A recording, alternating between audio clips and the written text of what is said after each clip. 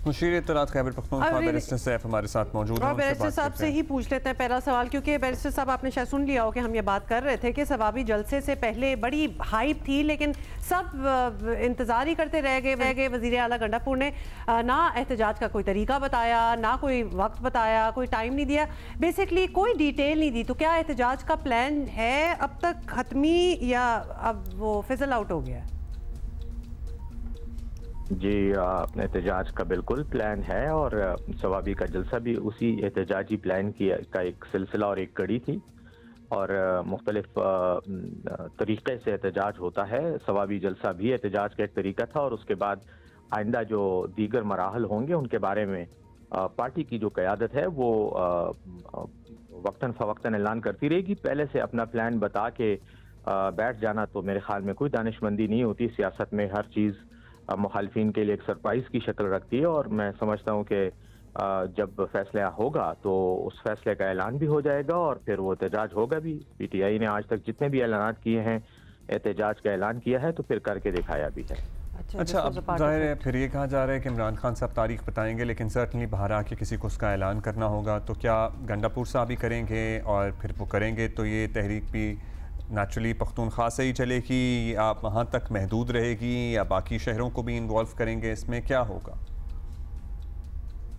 पाकिस्तान तहरीक इंसाफ के तमाम फैसले या तो इमरान खान साहब की तरफ से जो है वो होते हैं और या उन फैसलों की मंजूरी इमरान खान साहब देते हैं।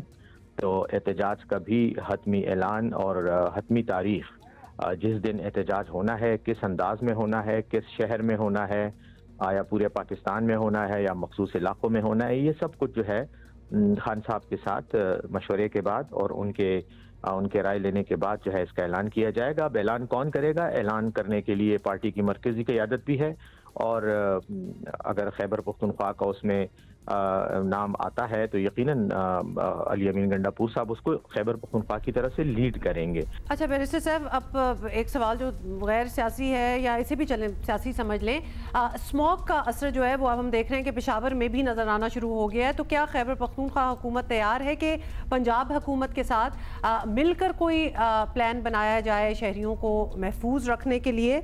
कुछ ऐसा सोचा है कि ये ताउन हो सकता है दोनों प्रोविंसेस में?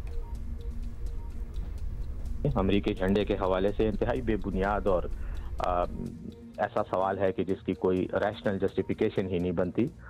पीटीआई के जलसे में अगर किसी ने अमरीकी झंडा बिल्कुल माहौलियाती आलूदगी तमाम दुनिया का मसला है, सिर्फ पंजाब का नहीं है, ये तमाम दुनिया, पाकिस्तान और खैबर पख्तूनख्वा का भी मसला है और इस सिलसिले में हमने हमेशा इक़दाम उठाए हैं। जो हमारे मुल्की कवानीन हैं, जो बैनुल-अक़वामी कवानीन हैं, उनकी हम पासदारी भी करते हैं। खैबर पख्तूनख्वा की कंट्रीब्यूशन का हिस्सा पोल्यूशन में और माहौलियाती आलूदगी में पूरे पाकिस्तान में सबसे कम भी है। लेकिन जहाँ तक पंजाब का ताल्लुक है, पंजाब बिल्कुल हमारा सूबा है पाकिस्तान का और हमारे ही लोग हैं, हमारे भाई हैं, हमारी बहनें हैं। उनका जो भी मसला होगा, चाहे माहौलियाती आलूदगी के हवाले से हो या कुछ भी हो, उसमें हम उनके साथ ताउन ज़रूर करेंगे। लेकिन हम ये फिर भी कहते हैं, बार बार कहेंगे कि पंजाब की जो हुकूमत है वो एक मैंडेट के बगैर हुकूमत है। वो एक ऐसी हुकूमत है जो जैली तौर पर हुकूमत संभाले बैठी है, उनका कोई मैंडेट नहीं है और इसीलिए ना वो धुएं को काबू कर सकते हैं, ना स्मॉग को काबू कर सकते हैं और ना ही दीगर इशूज़ को काबू कर सकते हैं। उनकी तो हालत ये है कि उनके अस्पतालों में उनकी वज़ीर आला महसूस नहीं करती कि अपना इलाज कराएं, तो अपना इलाज कराने के लिए वो जेनेवा बैठी हुई हैं। तो हम ये बिल्कुल जहाँ तक आवाम के साथ ताउन का ताल्लुक है, हमने गंदम के मामले में भी उनके साथ ताउन किया, उनकी लाखों टन गंदम जो है हमने ख़रीदी और इसी तरह हम बाकी मामलात में भी आवाम के साथ ताउन करते रहेंगे। Thank you.